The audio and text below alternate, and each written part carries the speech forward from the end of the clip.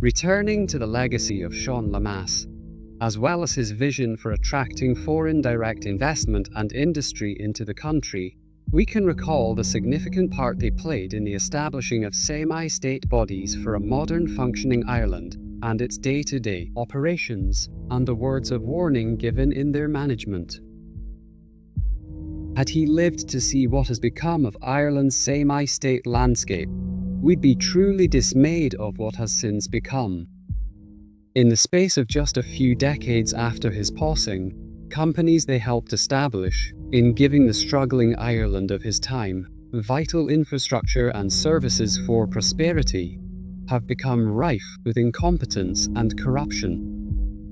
Semi-state and state-owned companies in the areas of infrastructure have in years past become overmanned with exorbitantly paid management and chronic inefficiencies in budget and operations. So badly so, is it any wonder the politicians in charge over time gradually came to sell them off, showcasing their lack of management and fortitude in custodianship. Those that do remain under government control, such as the HSE, continue to be black holes for money, with overpaid management and chronically underperforming services. Events in the matter of the selling and privatising of state enterprise and resources have become that of scandal, corruption and mismanagement, with the by now fabled and typically expected behaviour of Irish political players and parties to be commonplace, of rife favouritism and under-table dealings, as proven historically. The political classes in power have proven over time to be extremely poor managers and custodians of the country, treating the state as pawns, while personal and ideological agendas are fulfilled at the detriment to the greater good of the Irish public. The battleground of semi-state privatisation is mired in tug-of-war between political players and union figures, of which there is a history to show.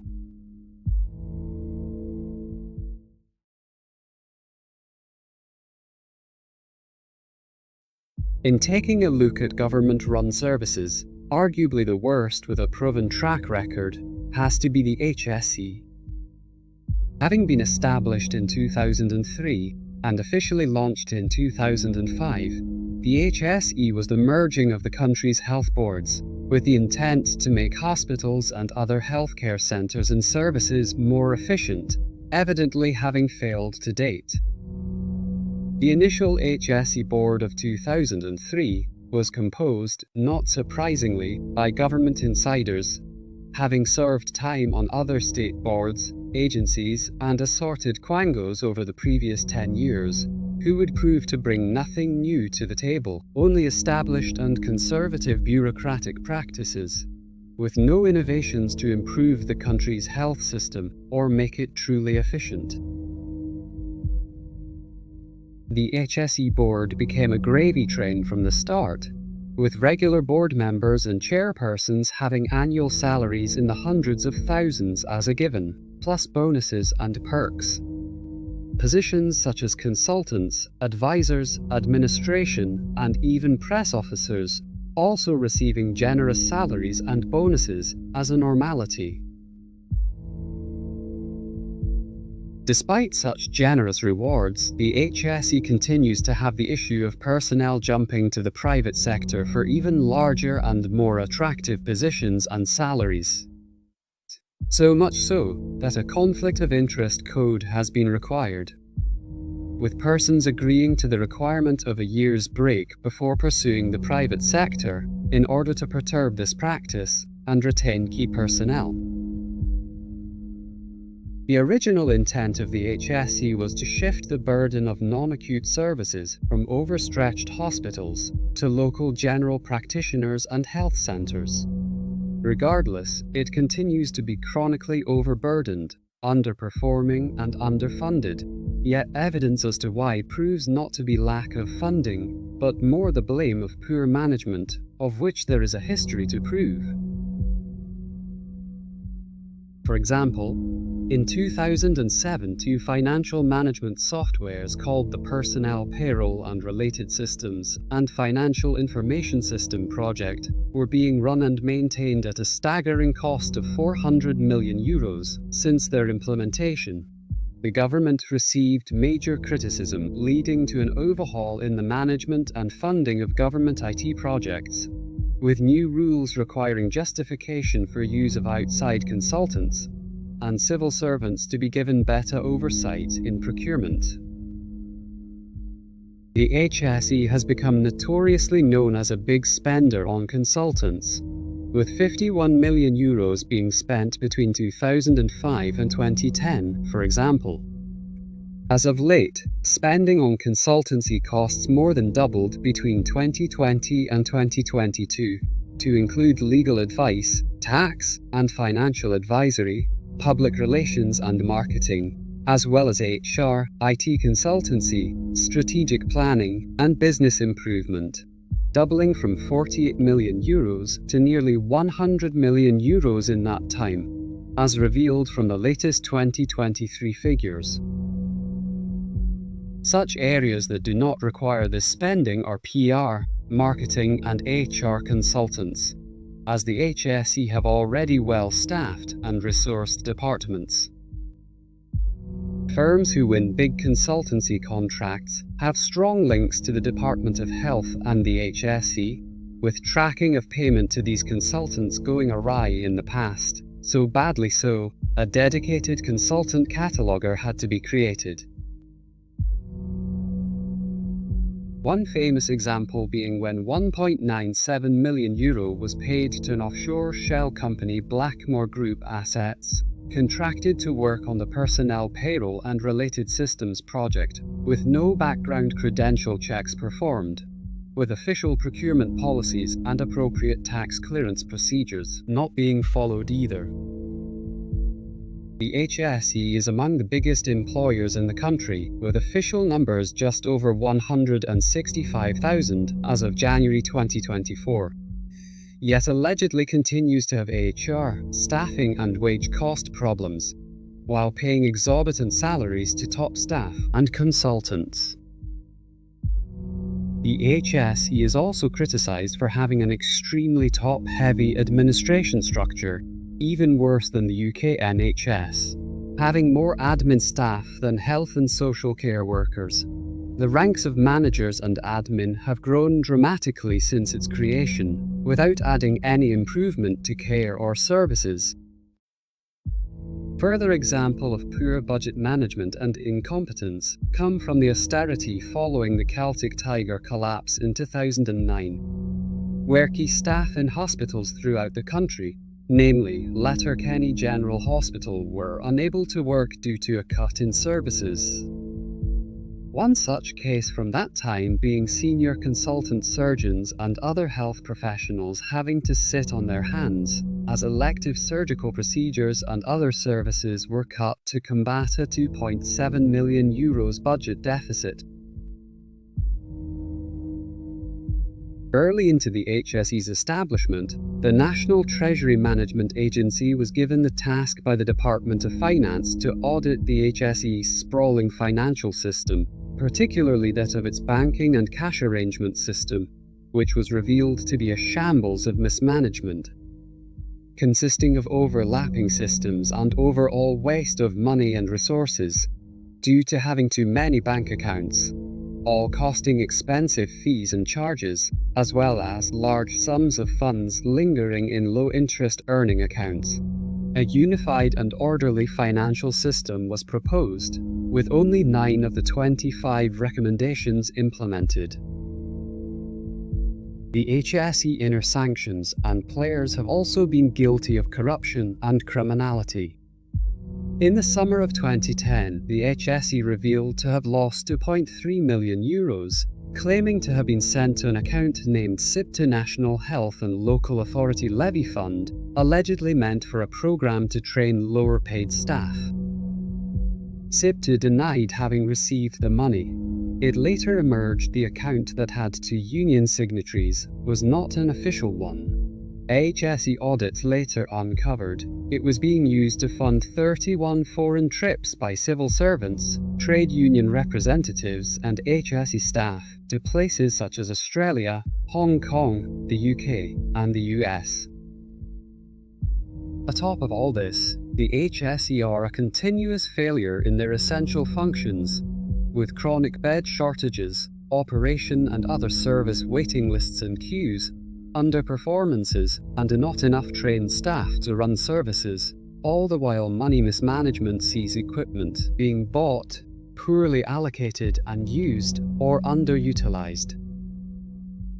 Political and governmental pressures and interferences ironically attribute to this, with equipment and services often being located in underutilized and staffed regions, hospitals and health centers, as they are allocated elsewhere due to these pressures, causing an imbalance and overloading of the system. Due to this favoritism culture,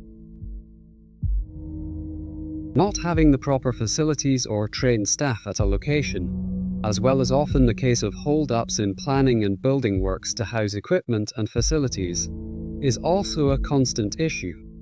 As regards to facilities and buildings, the HSE owns an estimated 26,000, with over 10 billion euros in value, a number of which lay empty and unused in an ongoing basis. A final area of overspending the HSE are guilty of is that of legal fees. A tender system of an annual fixed rate for legal advice was established in the early noughties so as to try reduce costs.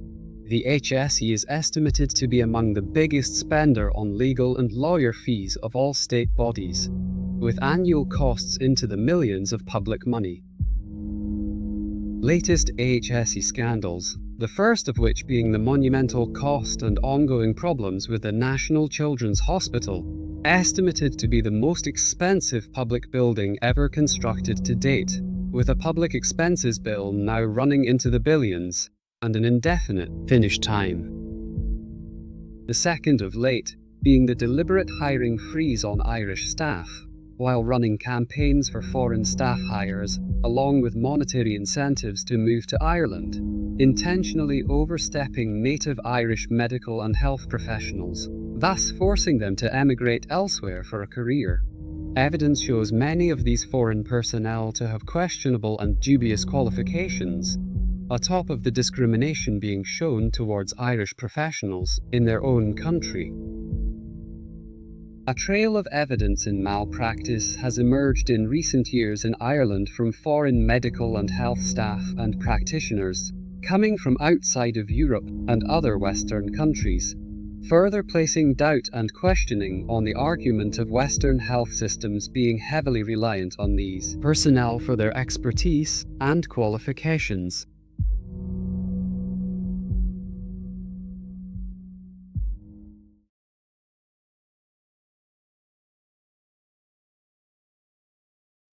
While the HSE oversees hospitals, clinics, doctors, nurses, drug programs, and equipment, and so on, what then is the role of the Department of Health? The official website for the department states its role as to improve the health and well-being of people in Ireland by delivering high-quality health services and getting best value from health system resources. Ever since the noughties, this ever-scrutinized department has presided over staggeringly large budgets and areas of expense. It has a track record to the current day in 2024 of shelling out funds in the millions to various agencies, Quangos, and non-government organizations. Its current minister in 2024, Stephen Donnelly, has come under fire in the course of their tenure, while previous Minister Simon Harris also received major criticism for what appears to be the dreaded position of Health Minister for the ever-troubled Department of Health. Another seemingly innocuous but related department is that of Children, Equality, Disability, Integration and Youth. whose mission, as stated on its website, is to enhance the lives of children, young people, adults, families, and communities, recognizing diversity and promoting equality of opportunity. The current minister, as of 2024, Roderick O'Gorman, is proving to be the most extreme left minister running the department to date, having shelled out hundreds of millions to international protection, as well as promotion and funding for gay and trans activities. With recent information coming to light, he is deliberately issuing more money for equality and integration than children, disability, and youth. If you're a parent in Ireland, then you already know childcare is a nightmare. From skyrocketing costs to endless wait lists, we are stuck in a system that feels impossible. But why is it this bad, and what can we actually do about it? This week's Times, Claire Moriarty sets out her lived experience, and I particularly like her closing point here. She says that good and accessible childcare is indispensable public infrastructure, as necessary to society and the economy as transport, health, and energy. And I could not agree more, but I don't think anyone in government agrees. So let's take a look at a brief history of childcare in Ireland. In 1994, we appointed our first Minister for Children. Then in 2000, as part of a radical budget overhaul, we introduced a concept called tax individualisation. This radically impacted stay-at-home parents and forced stay-at-home parents to go into the workforce.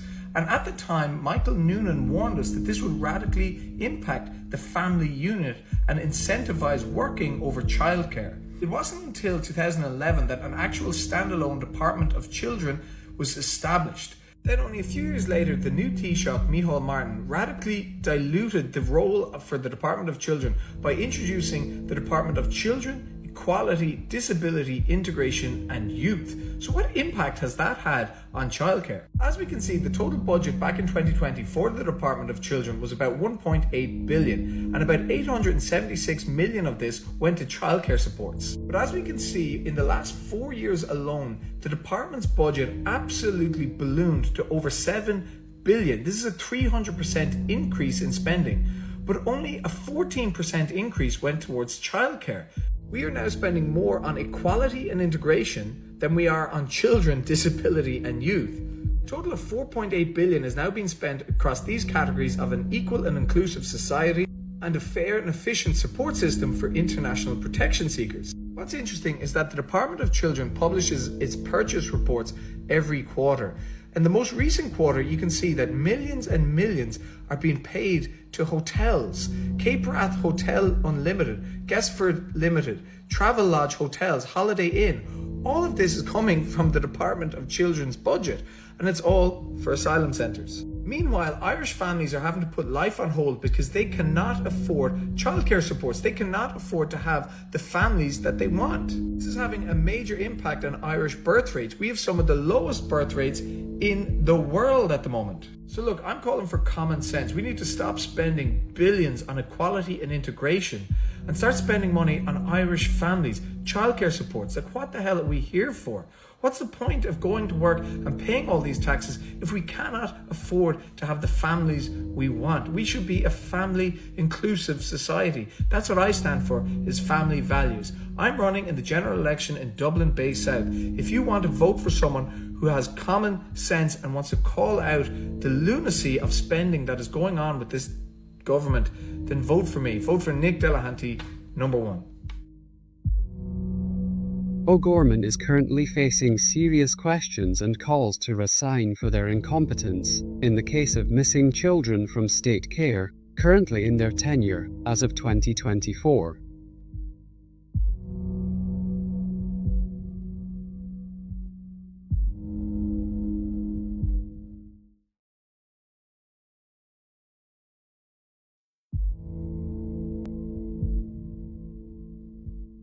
The push for trans and gay rights has been a persistent topic of late in Irish politics, indeed for politics across the Western world, with more and more semi-state bodies, NGOs and businesses being involved in either the promoting or funding of Pride Month, among other events and promotional material.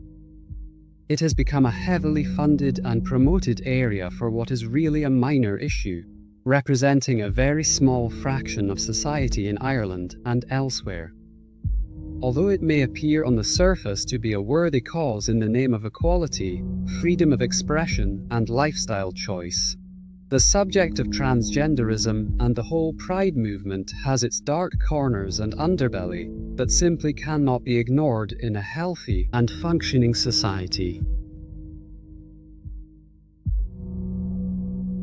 There is much its promoters and players would have the general public ignore or pardon, such as the consequences of sex changes, the aftermath of hormonal changes and sex change operations. The financial, psychological, and physiological cost are issues kept out of sight and mind of the general public, as well as the gay community, hidden behind the noise, veneer, and gloss of pride promotion.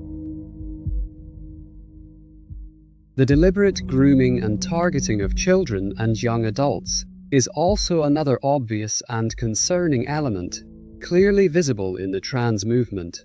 This intentional method of conditioning children and young adults to accept transgenderism and cross-dressing through parades and story hour events is promoted to be normal and acceptable, while questioning their own sexuality and identity, creating possible doubts and insecurities in themselves at a young and vulnerable age.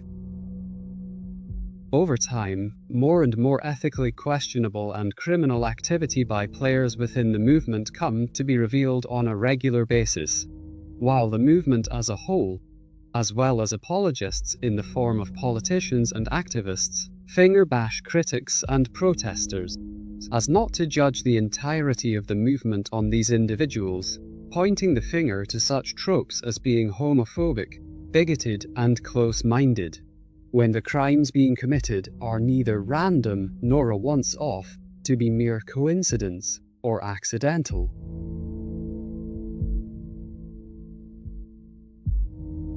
Over the past decade, Ireland has witnessed a resurgence of trans activism, pushed both politically and sociologically, culminating in the Gender Recognition Act of 2015, arguably the world's most permissive of transgender recognition of its type in the world. The Act facilitates self-recognition with no questions asked for individuals over the age of 18. As well as similar protocols of medical supervision for 16 to 18-year-olds. Political and legislative involvement of the trans movement in Ireland has its origins in 2007, with a ruling on the Lydia Foy case by the European Court of Human Rights. Foy, being a trans woman, desired recognition by the state, initially having their case turned down by the Irish High Court, before trying the EU courts in Brussels. This led to the creation of an advisory group on transgender laws in 2010, laying groundwork for the Gender Recognition Act of 2015. Central to the trans movement in Ireland have been the Transgender Equality Network Ireland, also known as TENI, founded in 2006. Remain one of the country's most active and influential lobby groups next to such entities as Meta. Being the country's most prolific trans activist, TENI meet routinely with government, most recent being among the biggest pushers for hate speech legislation. They are also regularly campaigning for allowing children under 16 to legally transition, consulting with the Department of Children on considering the matter. TENI have backers with deep pockets in helping foster their campaigns, from the Bank of Ireland to pharmaceutical giants such as Bristol Myers Squibb, ensuring their coffers don't run dry in pushing for more and more trans-focused activism in the country, such as workplace recognition, with a boardroom lineup of die-hard socialist activists, ensuring they are well networked in the circles of Ireland's NGO industry and non-profit sector, of state soft power. TENI, like many similar bodies, rely heavily on both private and public funds to survive. Despite having past dubious accountancy practices and records, are still in operation. Freedom of information requests and online research by independent news outlet The Berkeian has revealed funding to come from a variety of public and private sources, with TENI not having public accounts is suspect to be only a percentage of their total spending also. For example, as per Freedom of Information requests, it was revealed the Health Service Executive alone gave TENI just over €1.3 million between 2014 and 2020, intended for a variety of social inclusion and mental health projects, such as gender, identity and skills training to train various health staff in dealing with trans issues, with other monies coming from Quangos, with TENI board members sitting on boards of these Quangos. Other sources revealed by the Burkean show TENI, as per HSE accounts, having received just over €240,000 from a dormant accounts fund, being unclaimed monies from bank accounts left unused after 15 years, reclaimed by the state. Also revealed was philanthropic donation activity. In one such case, the sum of €125,000 being donated by the organisation Rethink Ireland. One other such example of regular non-profit and semi-state cash injections of recent include TENI receiving €44,000 from state educational charity Legalised, as well as €21,000 from the Irish Human Rights and Equality Commission, as well as just under €25,000 since 2018 from state community support agency POBL. One major private source of donations for TENI have come from the UK-based Sigrid Rosing Trust, founded and operated by Swedish heiress Sigrid Rosing. The Rosing dynasty, comprising of Jewish industrialists, have made their fortune through food packaging firm Tetra Pak, accumulating a fortune in the billions. TENI have recently received €700,000 from the Rosing Trust, with €450,000 in grants since 2014.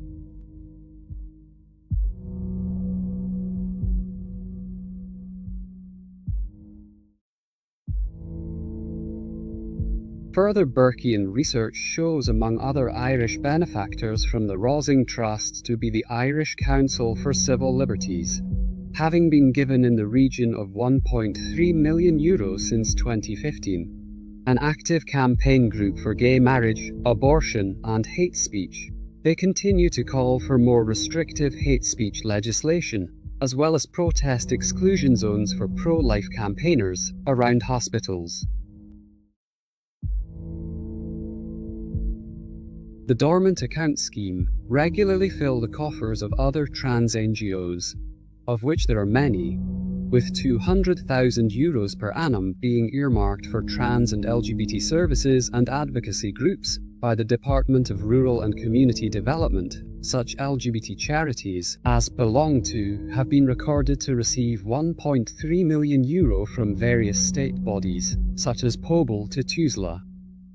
The Child Protection Agency, under Roderick O'Gorman, has been tasked with providing LGBT services, as well as lobbying on behalf of gay and trans people, focusing specifically on school-aged LGBT pupils.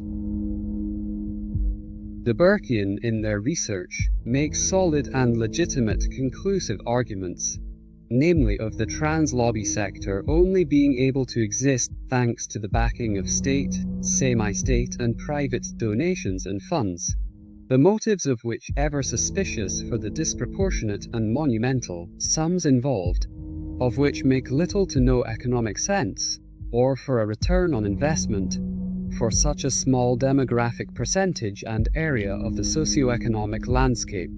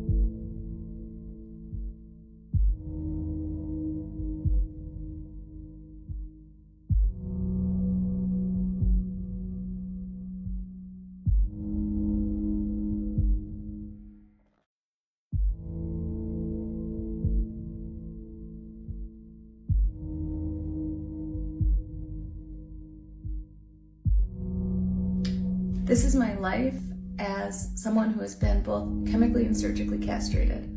I am now owned by the pharmaceutical industry. Okay? This is not fun. This is not glamorous. This is not cool. This is not part of any trend, okay? This is serious shit. I have no freedom. I am owned by these, okay? Do you understand what it feels like? The thrill wears off very fast, okay? So if you think it's funny to mess around with hormones, don't, it's not fun. It's not fun. I hate this. I hate this. And I don't want to see anyone else go down a path that makes them reliant on this.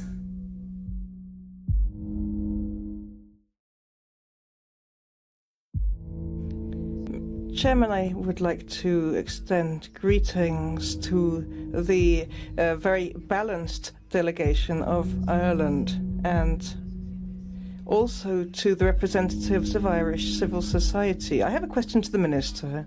In your country, is each person member of an NGO? Because given the large number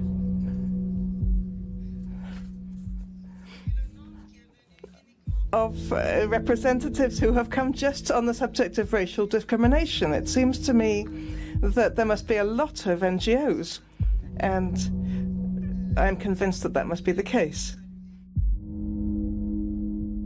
Most relative to the trans lobby is the greater NGO industry occurring in Ireland.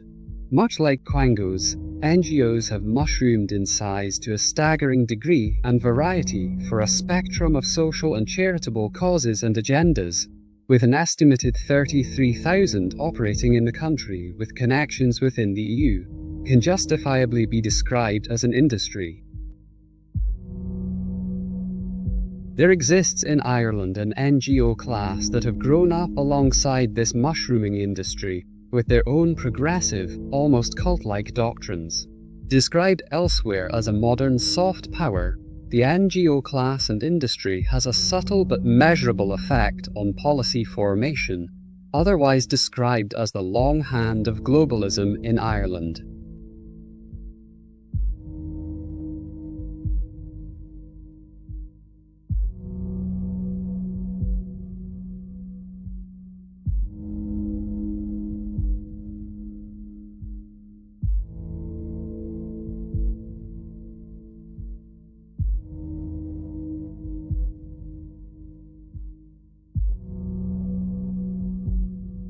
Although some NGOs active in the country are generally involved in worthwhile and meaningful areas such as education and healthcare, others engage in what could rightly be described as more pernicious activities that involve pushing the envelope of progressive policies on immigration, the trans lobby, and other related social justice issues and affairs. In Ireland's case, these NGO sectors could justifiably be labelled the beating heart of liberalism and globalism. These NGOs are strategically placed to be in the driving seat of news and communication on daily matters concerning the areas of hate speech, racial inequality, and activism in the closing of direct provision centres. They could rightly be described as a biased confluence of media and activists, focused on a staunch set of extreme left-leaning policies, actively grooming and intentionally dictating the media narrative. The fact that NGOs in these areas, and leftist politics, have increasingly become comfortable bedfellows, due to shared ideologies and manifestos over recent years, is grounds to call for democratic interference in a number of areas and issues concerning immigration especially, with obvious lack of referendum and opposition voice being allowed, without ridicule. In Ireland's case, it is arguable with the collapse of the Catholic Church in recent decades, incidentally left behind a vacuum to be filled. As the Church declined in power and influence, a new class of social activism emerged from the country's academic institutions, specifically in the matters of marriage and abortion. of which the political classes and establishment was all too happy to endorse for popularity and votes, as well as many politicians having a personal and active interest in promoting and supporting also. As this leftist culture across politics and academia grew in size and scale over the years, so too did the pushing of more and more liberal and left-leaning agendas and issues be brought to the fore, first with contraception, then divorce, gay marriage, and of late trans and LGBTQ matters. Leftist ideology has taken such a foothold in Ireland of today that government are in full support of the leftist lobby, with all political parties jumping on the bandwagon, bar a few independent voices of opposition. The various issues of NGOs get unquestionable cooperation and financial support, with quick-fire and rubber-stamp-style legislation on such areas as contraception, abortion, transgenderism, and hate speech among the most prominent, getting unequivocal support and praise, almost to the point of cult-like status and non-questioning from political parties and ministers. One such NGO are the European Network Against Racism, a pan-European initiative with an Irish wing, who with full support of the left across Europe, push their agendas through education, as well as openly influencing elections with their ideologies, using both private and public funding to run campaigns through the mainstream media.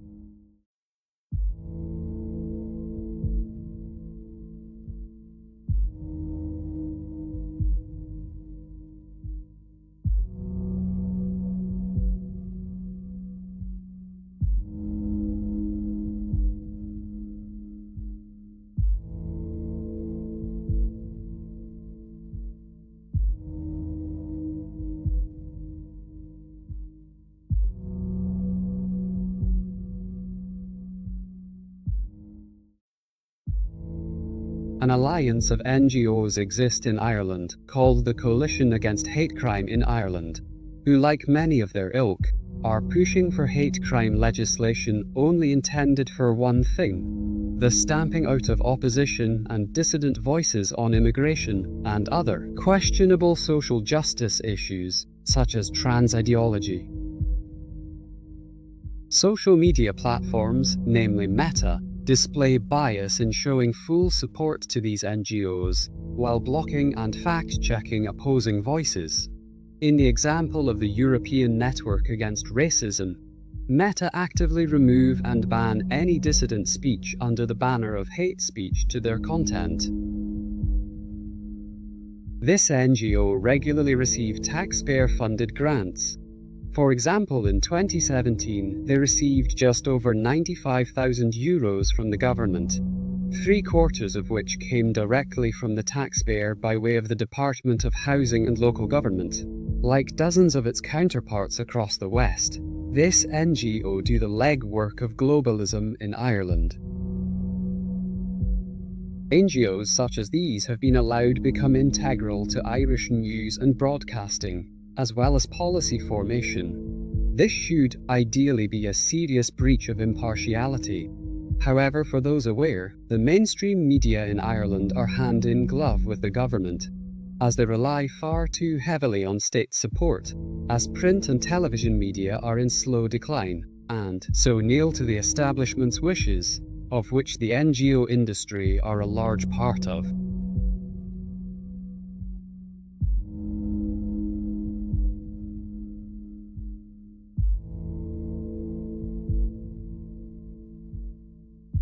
Those of NGO ranks stem from hard left activism, which over the years has become a profession and cultivated as having standing in civic society in Ireland and elsewhere, often used by many as a royal road to positions, power and status within the NGO sector as well as government, while anyone in personal, public or civic life with a mere interest or right-leaning view are ostracized and shunned and risk being sacked within these sectors. A large percentage, not surprisingly, of these leftists stem from academia, as NGOs outsource some of their costs to academic institutions, as well as state funding. One vital NGO watchdog recently shut down has been the website benefax.ie. This once extremely useful and often vital database on the Irish non-profit sector for the public to gain an over-the-shoulder view into the bloated Irish NGO sector's finances and activities, was operational until 2022, having to cease operations due to the deliberate lack of staff and funding.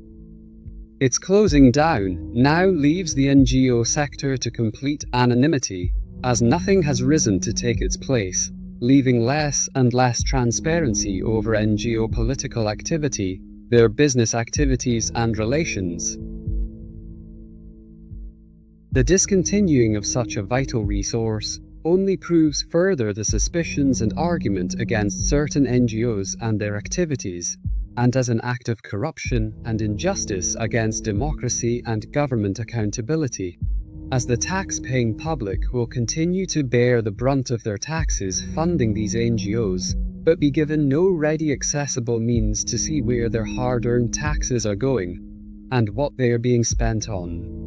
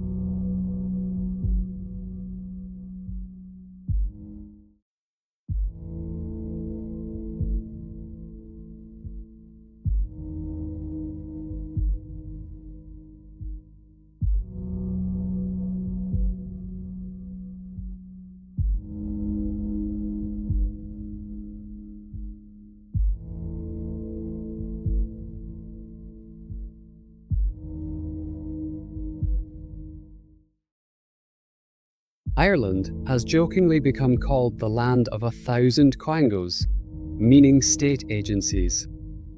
Since the 1920s, it has mushroomed into a toxic snout in throth culture, creating jobs for the sake of jobs, a vast majority of which being completely unnecessary, existing purely from favoritism. To give just an idea of how overgrown this area has become, in 1927 there were fewer than 12. By 1970 there were 80.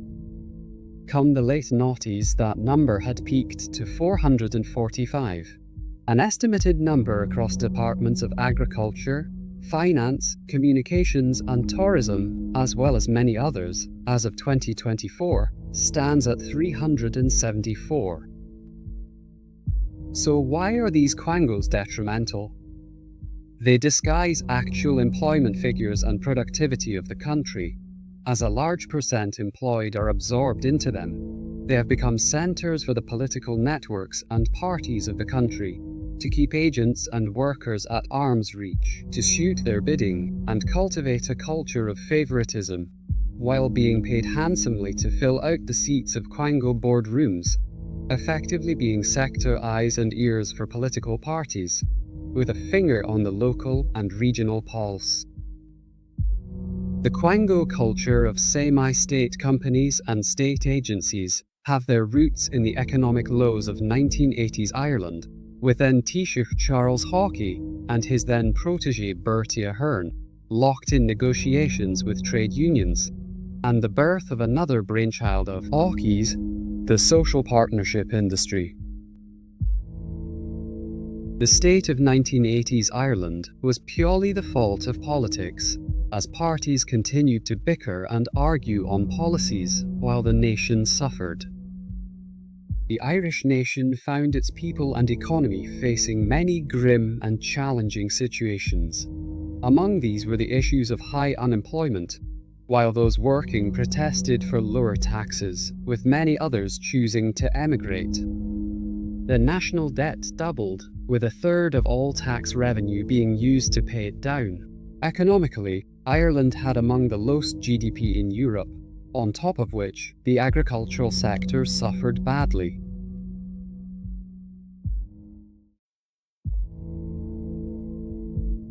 Hockey looked for solutions through negotiations between the state and trade unions, beginning with the lowering of taxes for workers. In 1987, the government launched the Programme for National Recovery, which was to be the first of 6 social partnership deals, with a reduction in tax through increases in pay allowance for over a 3-year period. The unions accepted this voluntary pay restraint, with an agreed annual pay rise over those 3 years to keep in line with tax increases. The remainder of this plan was to sow the seeds for Quango policy and culture to come. A heady manifesto with grand plans for other areas within the economy such as education, health, agriculture, and tourism, being among those prioritised for existing semi-state bodies.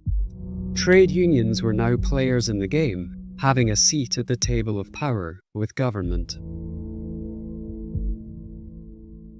Unions and their leaders were now a part of coordinating economic and social planning. A central part of this deal at the time, retorted by Hockey, was to be wage moderation in return for consultation. His motives, however, were also political. In one move, with bringing unions onto his, and therefore Fianna Fáil's side, overstepped the political competition of Fine Gael and Labour, especially. This real motivation in Hockey's cunningness set the stage for decades of divided party loyalty and infighting, driving a wedge between union bosses and the Labour Party. A key to Hockey's plans were the party loyalists they had running and monitoring day-to-day operations within the semi-state and union landscape of the country. Among these, of course, was Hockey's then protege Bertie Ahern, who cemented friendships with union bosses and social partners. Ahern, instructed by Hockey as Minister for Labour, was to keep talks open and flowing in matters of industrial relations.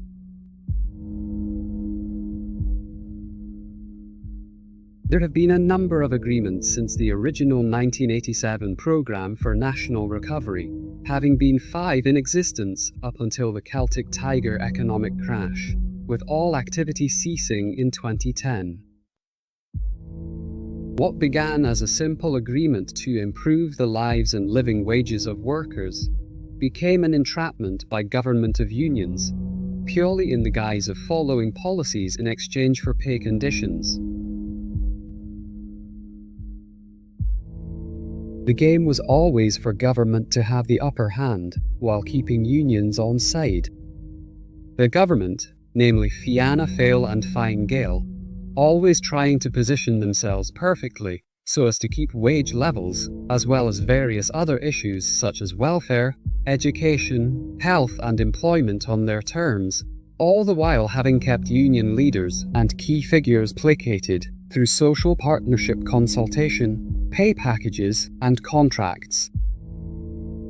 As time went on and years passed, from its inception, Hockey's social partnership brainchild grew in size and complexity.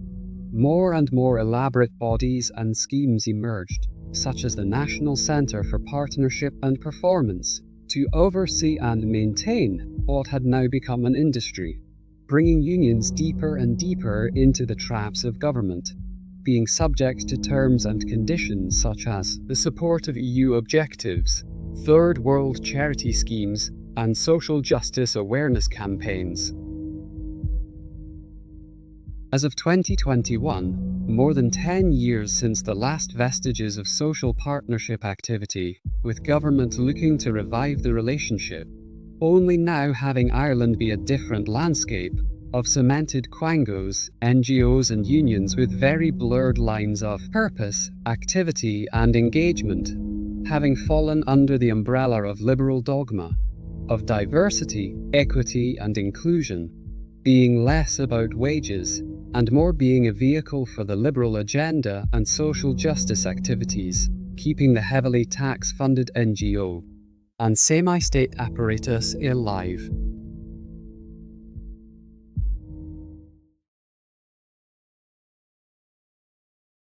Many generations of Irish and indeed Dubliners will know of the M50 motorway surrounding Dublin. Many may also remember the toll gates onto the West Link bridge of the M50 and constant traffic jams as a result. How many people perhaps question why there is a toll on the M50 in the first place? Why did it first appear and how? Even after the toll booths were removed in the early noughties to be replaced with e-tolling, is it still accepted? Why exactly are the public being charged to cross a bridge on a public road, as is the case for other tolls around the country?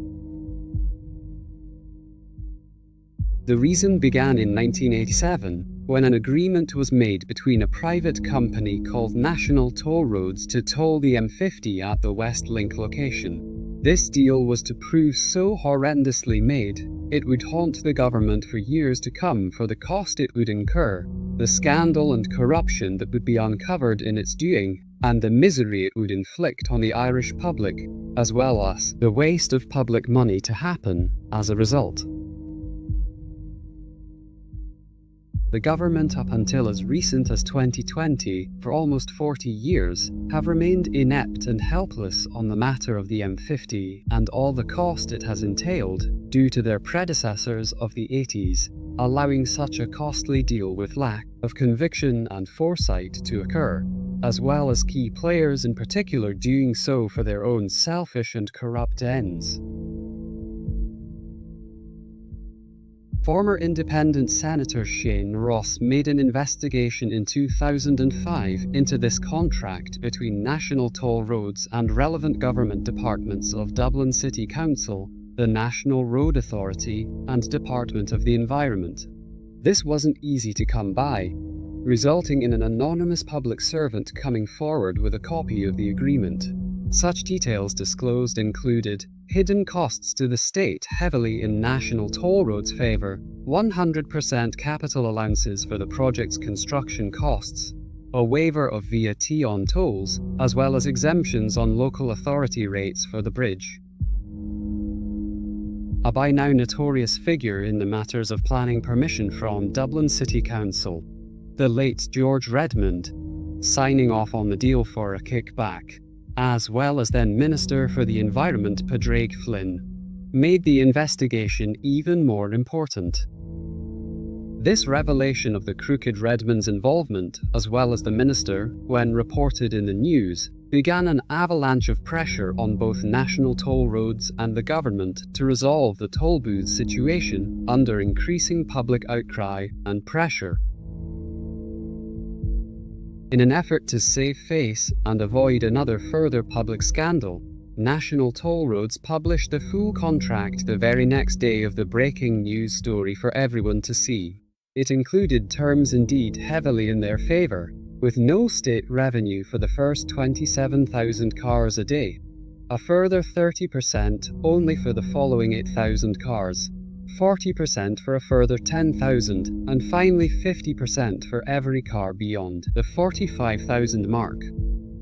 These conditions were written on the basis that National Toll Roads assumed car numbers would never get to 45,000 a day at the time, but underestimated this, forecasting the toll to reach such numbers upon returning the road to the state in 2020.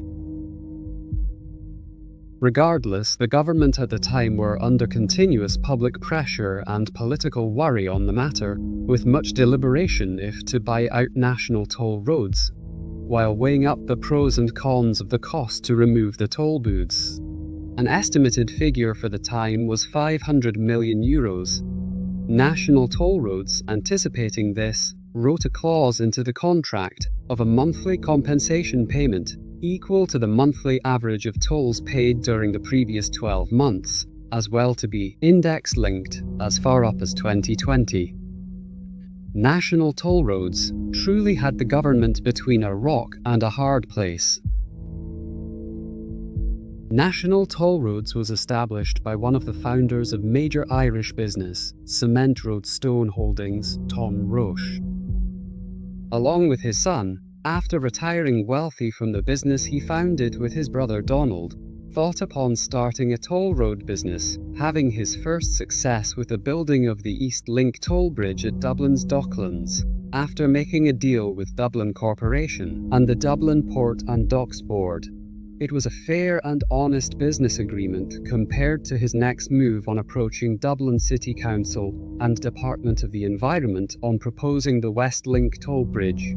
Roche wanted a quick deal, resorting to corruption in order to get it. The Flood Tribunal revealed Roche, through National Toll Roads, paid the late Fianna Fáil TD Liam Lawler €74,000 in consultancy fees, later claimed by Roche to be a political donation, with Lawler then denying making any decisions in their favour for any amount of money. In 1992, Roche again, through National Toll Roads, donated £8,000 to Padraig Flynn, the very minister who, along with George Redmond, signed off on the deal, resulting in it being agreed without competition or tender.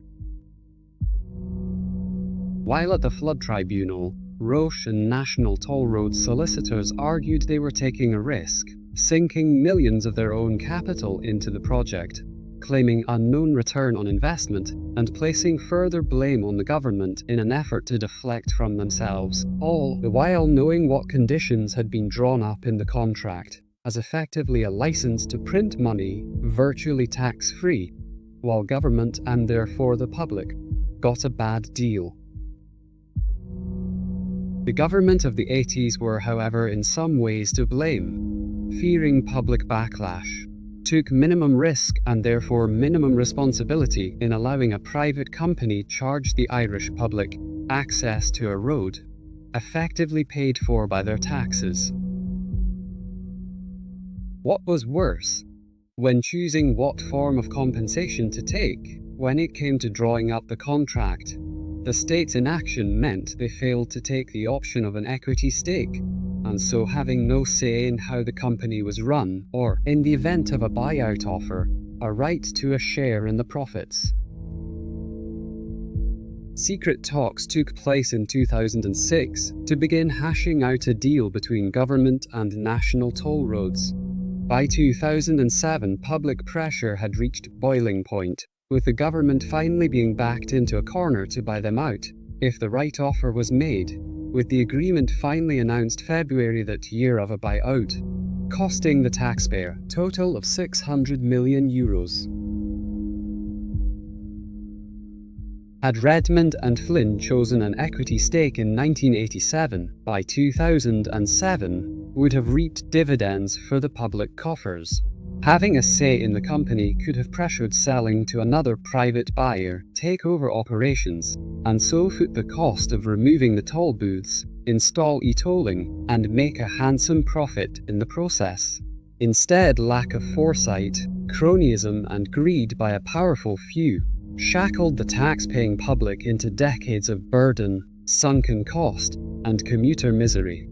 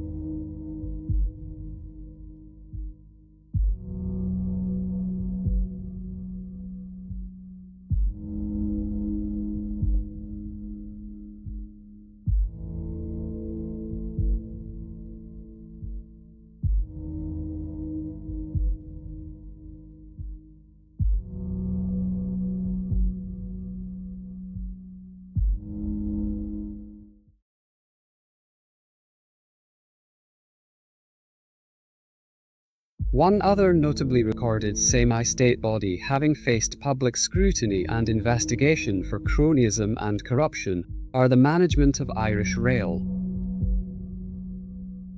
In September of 2009, then independent Senator Shane Ross was contacted by a whistleblower inside Irish Rail with information apparently so secret that neither the heads of the CIE or the Minister for Transport knew about it.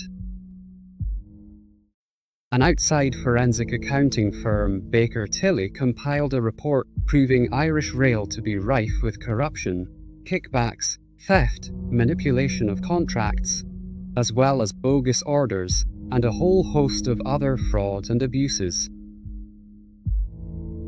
Effectively, procurement policy was a shambles within the semi-state, due to collusion with vendors and favouritism. All in all, the evidence was pointing to Irish Rail's subsidies in the hundreds of millions, finding its way into the pockets of characters and activities within the state body that would be deemed illicit, due to transactions being manipulated so as to remain with the procurement authority to appoint a chosen contractor, effectively an act of cronyism and favouritism. When then Minister for Transport Noel Dempsey ordered the Baker Tilly report be published in full, the heads of the CIE and Irish Rail rushed to redact and delete commercially sensitive passages, with whole pages of facts and figures being excluded. Luckily, Senator Ross had an original copy obtained from the whistleblower. The evidence revealed losses running into the millions, estimated to be over $8.5 million, while also the full cost of the forensic report tendered by Baker Tilly revealed to be a staggering €500,000. Later in 2009, further malpractices were revealed to Senator Ross through Freedom of Information Act requests, revealing even more breaches of procurement policy at the CIE, bypassing and abusing competitive tendering in turn for favouritism.